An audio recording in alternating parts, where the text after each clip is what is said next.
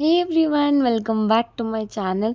So after 3 more days ಮತ್ತು video upload ಮಾಡ್ಲತ್ತೀನಿ of my passion or interest ಏನು plants grow ಮಾಡೋದ್ ಕಡೆ ಹೊಂಟದ ಅದ್ರ ಮೇಲೆ. ಸೊ ಸ್ಟಾರ್ಟಿಂಗ್ ಒಂದು ಫೋಟೋ ಅಪ್ಲೋಡ್ ಮಾಡಿದ್ದೆ ಆಫ್ ಮೈ ಹೇರ್ಸ್. ಎಷ್ಟು ಲಾಂಗ್ ಒಂದು ಭಾಳಷ್ಟು ಕಮೆಂಟ್ಸ್ ಡಿ ಎಮ್ಸ್ ಮಾಡ್ತಾರೆ.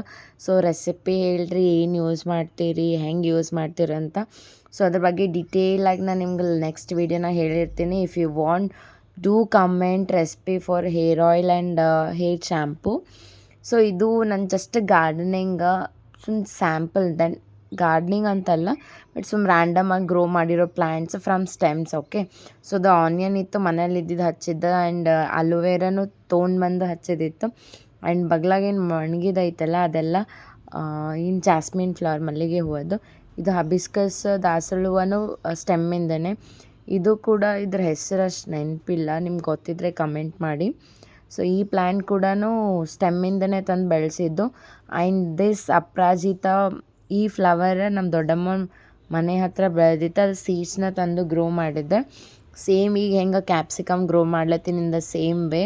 ಸೊ ನೀವು ಕ್ಯಾಪ್ಸಿಕಮ್ ಭೀ ಗ್ರೋತಿಂದ ನೋಡಿರ್ತೀವಿ, ಸ್ಟಾರ್ಟಿಂಗ್ ಒಂದು ಕ್ಲಿಪ್ ಹಾಕಿದ್ದೆ. So this is just short clips of whatever the plants ನನ್ನ ಹತ್ರ ಇವೆ. ಸೊ ಇದೆಲ್ಲ ಜಾಸ್ಮಿನ್ ಫ್ಲವರ್, ಇದ್ರದ್ದು ಸ್ಟೆಮ್ಸ್ ಕಟ್ ಮಾಡಿ ಅಲ್ಲಿ ಹಚ್ಚಿದೆ. ಸೊ ಇದು ಆ್ಯಕ್ಚುಲಿ 2 years ಮೇಲೆ ಇತ್ತು, ಬಟ್ ಇದು ಗ್ರೋ ಆಗ್ತದೆ, ಸ್ವಲ್ಪ ಸ್ಟಾಪ್ ಆಗ್ತದೆ.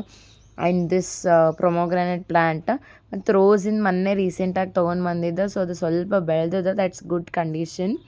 ಆ್ಯಂಡ್ ದಿಸ್ ಈಸ್ ಆಫ್ ಸೇವಂತಿ ಹೂವದ. ಸೊ ದಿಸ್ ಆ್ಯಂಡ್ ಇದು ಬಂದುಬಿಟ್ಟು ನನ್ನ ಹೇರ್ ಸೀಕ್ರೆಟ್. ಸೊ ಇದ್ರ ಕಂಪ್ಲೀಟ್ ರೆಸಿಪಿ ಬೇಕಿತ್ತಂದರೆ do comment for the recipe.